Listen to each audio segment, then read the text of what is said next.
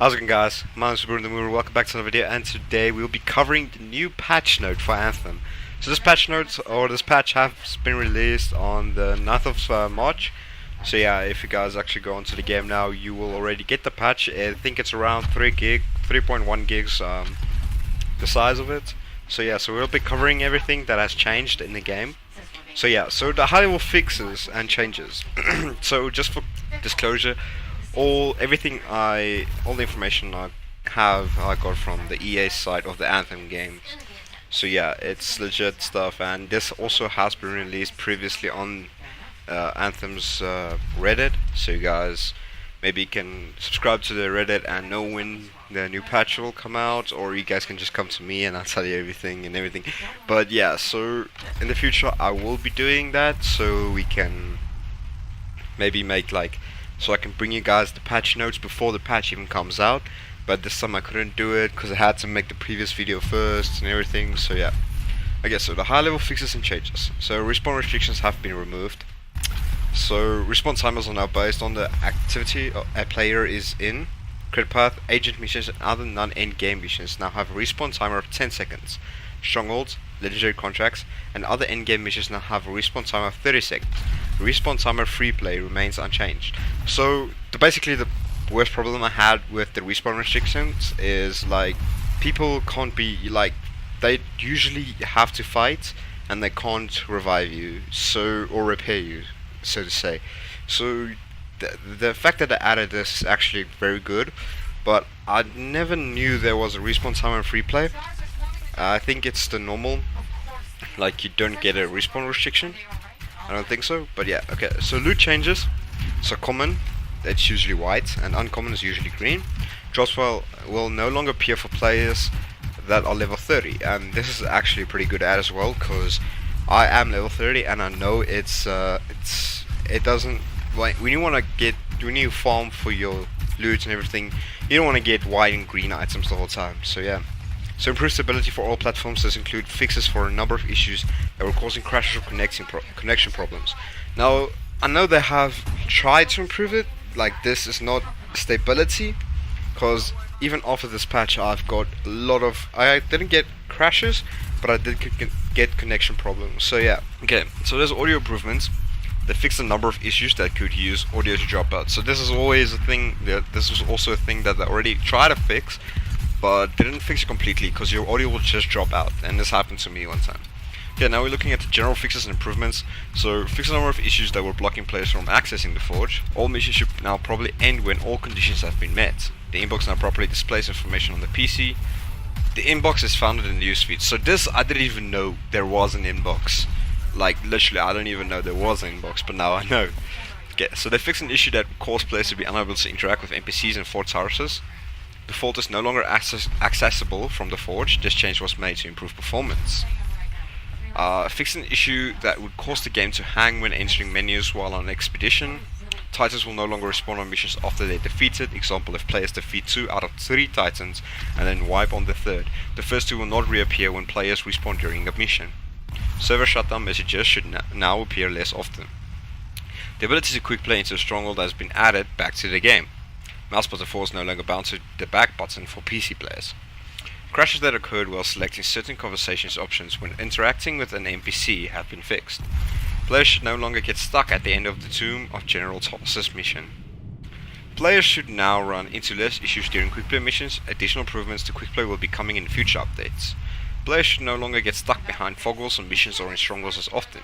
Players should now receive credit for the There Be Giants challenge when they are downed and when the event is active. Improve the audio when defeat increases to provide better feedback. Change wording for server shutdown messages to better indicate that it's just a player server shutting down, not the entire game server.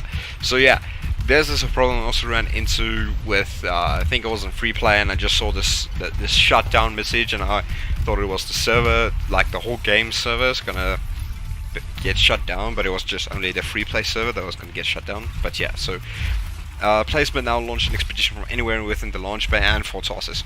This is a great add that they put in, because it's such a hassle just to run quickly to the forge and get into your javelin and then jump into the mission.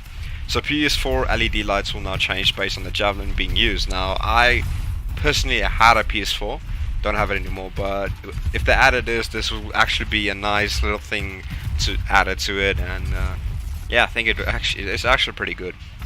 It should now be harder for players to get stun locked by certain enemy compositions. Yeah, this was a problem for me as well, especially for, I think it's the Dominion forces that have the Yetis or something. I don't know what you call them, but they usually freeze you, and it takes a long time to break out of it.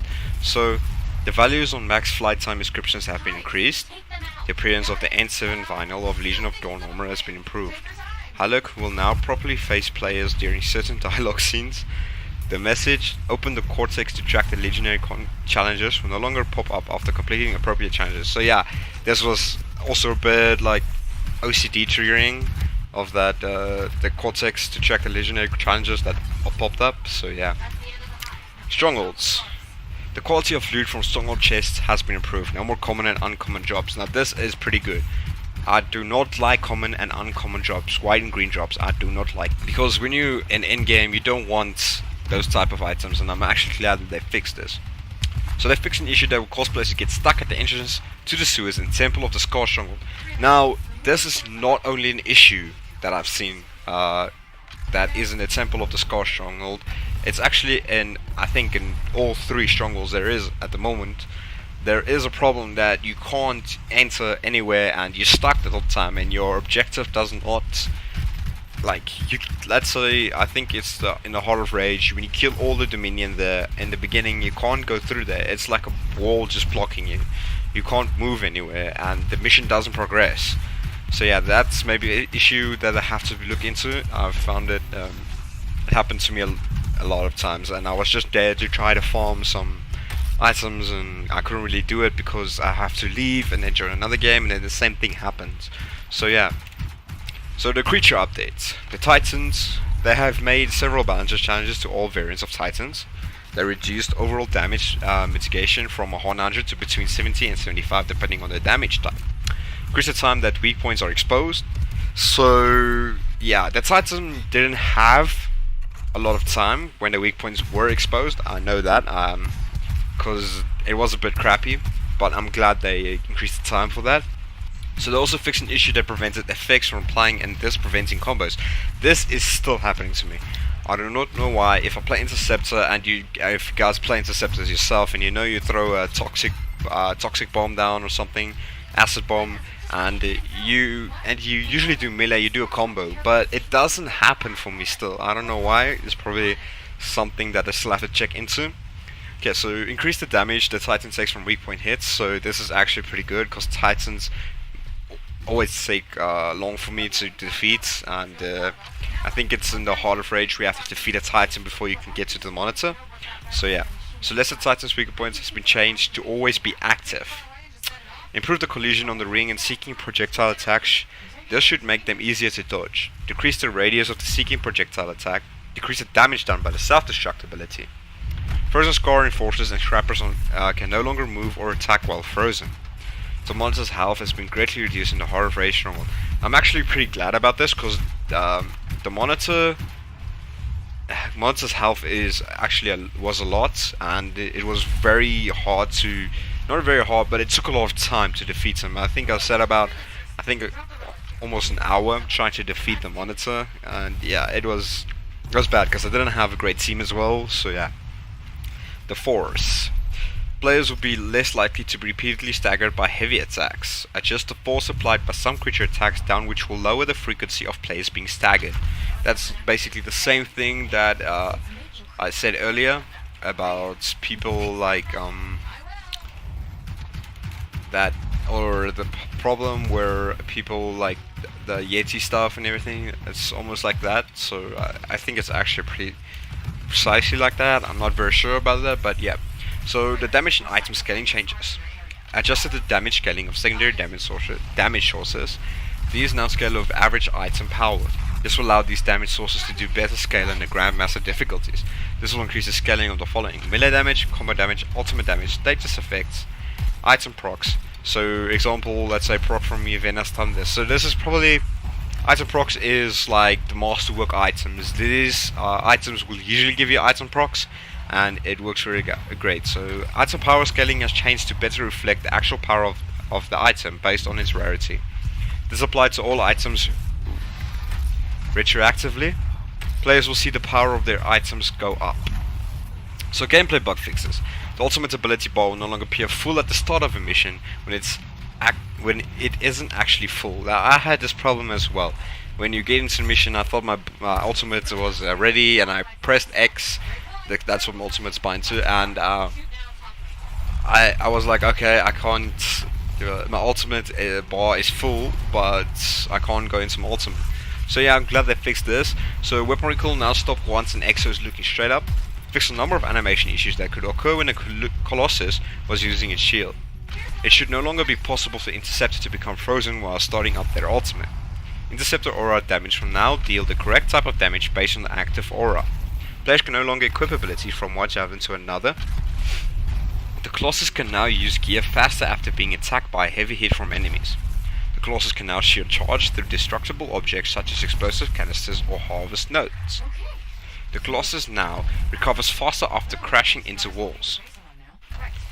Okay, so the item balance update has increased the base health of Windwall and Bulwark Point to provide better scaling in high difficulties. The duration of these has been reduced to 20 seconds, down from 60 seconds. Burst mortars damage has been increased to 300, up from 145, and its cooldown has been reduced to 6 seconds, down from 10 seconds. Its description has also been fixed. Flak cannon's damage has been increased to 42, up from 30. Battlecry's description has been updated to explain that it is also reduces the resistance of affected targets. Rev Strike's damage has been increased to 250, up from 200, and will not apply elementally effect to targets based on an active aura. So just note that the description text from the Rev Strike will be updated in 1.0.4, and I believe this is 1.0.3, this patch that has been released. I'm not sure, but I think it is. So yeah, okay, so the item bug fixes. Windwall should no longer block or interfere with other player abilities. Ranger Grenadier component will now correctly lower the cooldown of grenade abilities, fix an issue where certain weapons were not firing where the crosshairs were aimed. The Ice Blast ability for the Storm Javelin now has the primer icon correctly displayed. Inscription bug fixes. The thruster delay recovery inscription is now correctly applying a bonus. The overheat delay recovery description is now currently applying a bonus. The weapon reload bonus description is basically doing the same. So note, these will not have non-updated text values until the next patch. The next patch is 1.0.4, so this patch is 1.0.3. The Masterwork item balance update. So I know this was a problem for me. Masterwork items did not feel as strong as they they have to be. They were not very. I'm not sure how to explain it, but they did not feel like Masterwork items for me. So increase the base damage to the following Masterwork weapons: the Rolner's Blaze, Rolling Carnage, Cycle of Pain, The Last Stand, Glorious Results, Insult and Injury, Sentinel Vengeance, Gnosta's Balm, Vasa's Surprise, Soothing Touch, Renewed Courage, Artinia's Gambit. Masterwork item bug fixes. Ralner's Blaze will no longer roll with incorrect inscriptions. A Blades of Shielding now provides the proper boost in shield and armor. Badge of Devastation will now generate more ultimate charge when triggered. It should no longer be possible to stack the effect from Gunslinger's Mark more than once. So yeah guys, that is everything covered for the 1.0.3 patch for Anthem. And hopefully you guys don't run in the same stuff that I have run even with this patch out, because it's annoying. But yeah guys, if you guys like this video, please don't forget to leave a like and subscribe to see when I upload. I think I will be uploading every single day. Just subscribe and maybe check. So yeah guys, peace.